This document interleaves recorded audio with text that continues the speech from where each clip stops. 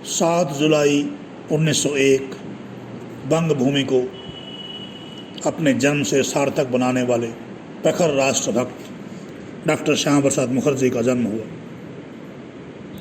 राष्ट्र की एकता अखंडता की रक्षा के लिए यह महापुरुष कश्मीर आंदोलन के दौरान शेख अब्दुल्ला की साजिश का शिकार होकर जम्मू की जेल में 23 जून 1953 को बलिदान हो गया।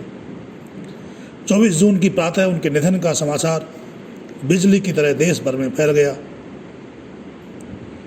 24 जून की दोपहर तक डॉक्टर मुखर्जी का पार्थिव शरीर वायुयान द्वारा कलकत्ता पहुंचा। भवानीपुर स्थित उनके निवास स्थान पर लाखों लोग अपने दिवंगत नेता के अंतिम दर्शन के लिए नंगे पैर उमड़ पड़े थे। इन सब की आंखों में अविरल अश्रुधारा बह रही थी। सभी अपनी मूक वाणी से अपने नेता के प्रति अंतिम श्रद्धांजलि अर्पित कर रहे थे।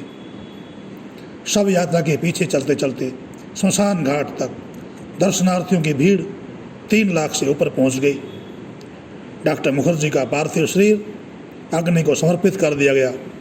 लाखों कंठों से स्वर गूंज रहा था, अमर शहीद की जय हो, जहाँ हुए बलिदान मुखर्जी वह कश्मीर हमारा है। अब्दुल्ला की जागीर नहीं है, सारा कश्मीर हमारा है। एक देश में 2 विधान, एक देश में 2 प्रधान, एक देश में 2 निशान, नहीं चलेंगे, नहीं चलेंगे। उनकी मृत्यु पर गहराता संदेह, डॉक्टर मुखर्जी की मृत्यु स्वाभाविक नहीं थी। वे अब्दुल्ला सरकार के षड्यंत्र के शिकार हुए थे। कश्मीर में प्रवेश पर लगी रोक, परमिट सिस्टम तोड़ने के समय श्री अटल बिहारी वाजपेयी भी उनके साथ मौजूद थे। श्री उमाशंकर त्रिवेदी को जालंधर में ही बंदी बना लिया गया था, वे भी उनके साथ गए थे। पर डॉक्टर मुखर्जी व अटल जी को पठानकोट तक किसी ने गिरफ्तार नहीं किया। गुरदासपुर की जिलाधिकारी ने उनके पास आकर कहा, बिना परमिट आप जम्मू नहीं जा सकते। माधोपुर चेक पोस्ट पर जिलाधिकारी ने सुखद यात्रा की शुभकामना दी, परंतु कठुआ के पुलिस अधीक्षक ने आगे बढ़ने से रोक दिया। किंतु डॉक्टर मुखर्जी का दृढ़ व्यक्तित्व पुलिस संगीनों को चीर कर भी आगे बढ़ता गया।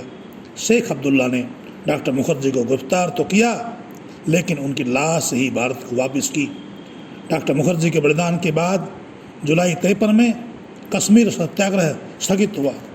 कश्मीर का पाकिस्तान के साथ मिलाने की शेख अब्दुल्ला की साजिश का पर्दाफाश हुआ। उसे गिरफ्तार करके 12 वर्ष तक नजरबंद रखा गया। परमिट सिस्टम समाप्त हुआ और एक विधान, एक प्रधान, एक निशान का नारा कश्मीर में सार्थक हुआ। भारत विभाजन के बाद देश के अभिन्न अंग जम्मू कश्मीर को पाकिस्तान के साथ मिलाने की साजिश 26 अक्टूबर 1947 को कश्मीर पर पाकिस्तानी हमले के बाद से ही शुरू हो गई थी। शेख अब्दुल्ला ने, जो उस समय वहाँ के प्रधानमंत्री थे, पाकिस्तान से मिलकर जम्मू कश्मीर को बफर स्टेट, अलग राज्य बनाने का षड्यंत्र रचा था। जम्मू कश्मीर प्रजा परिषद ने कश्मीर बचाने का आंदोलन पहले से ही चला रखा था। जनवरी 53 से परिषद ने सत्याग्रह शुरू कर दिया था और भारत के सभी राष्ट्रवादी संगठनों से सहायता मांगी। डॉक्टर मुखर्जी ने इस आह्वान को स्वीकार करके आंदोलन में पूरा सहयोग देने का वचन दिया। पहले देश भर से सत्याग्रही दिल्ली आकर सत्याग्रह करने लगे, पर जब डॉक्टर मुखर्जी कश्मीर में सत्याग्रह का सूत्रपात कर बंदी बनाए गए, तब सत्याग्रही जत्थे जम्मू कश्मीर की अभेद्य दीवार लांघकर प्रवेश करने लगे। अनेक सत्याग्रही मार्ग में ही शेख की पुलिस की गोलियों से भून दिए गए। जम्मू में प्रवेश करते समय कठुआ में डॉक्टर मुखर्जी का 2 मिनट का भाषण, हम अपने बलिदान देकर भी कश्मीर की रक्षा करेंगे, आज भी देश की जनता का मूल मंत्र है। शिक्षा क्षेत्र में डॉक्टर मुखर्जी की अतुलनीय प्रतिभा का ही परिणाम था कि 1935 में ही वे कलकत्ता विश्वविद्यालय के उप कुलपति नियुक्त हो गए। उन्होंने 1929 में ही कांग्रेस के सदस्य के रूप में विश्वविद्यालय के प्रतिनिधि की हैसियत से बंगाल विधान परिषद का सदस्य होने का गौरव प्राप्त किया था। तभी उन्होंने राजनीतिक मंच पर प्रथम बार प्रवेश किया था। कांग्रेस की मुस्लिम तुष्टीकरण नीति से नाराज होकर उन्होंने हिंदू महासभा की सदस्यता ग्रहण की। 1939 में कलकत्ता में हुए हिंदू महासभा के विराट ऐतिहासिक सम्मेलन की सफलता का श्रेय उन्हीं को था। 1940 में वे हिंदू महासभा के कार्यकारी अध्यक्ष चुने गए। 1948 तक वे देश में हिंदू महासभा के प्रख्यात नेता के रूप में सुविख्यात हो चुके थे।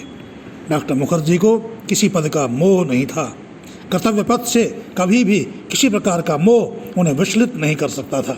1950 में जब पूर्वी पाकिस्तान में हिंदुओं का कत्लेआम होने लगा, उस समय वे केंद्रीय मंत्रिमंडल में उद्योग मंत्री थे, भारत के प्रथम उद्योग मंत्री।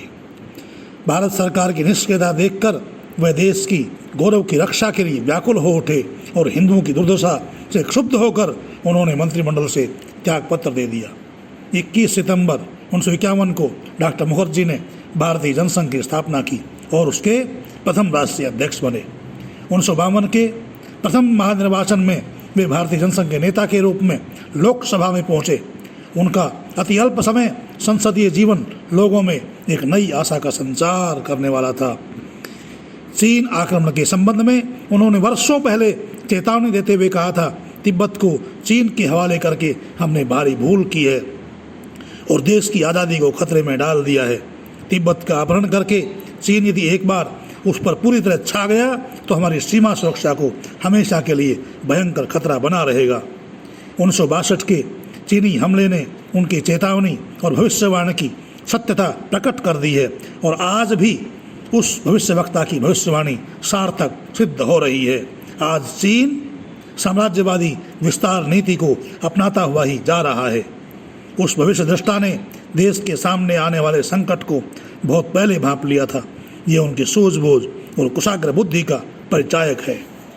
आज आवश्यकता है डॉक्टर मुखर्जी के चरण चिन्हों पर चलने की, डॉक्टर मुखर्जी द्वारा बताए हुए रास्ते पर चलने की। तभी चीन समस्या, पाकिस्तान समस्या का हल हम कर सकते हैं। आप सभी से निवेदन है कि चैनल को सब्सक्राइब कर लें ताकि आपको नए नए ज्ञानवर्धक वीडियो प्राप्त होते रहें।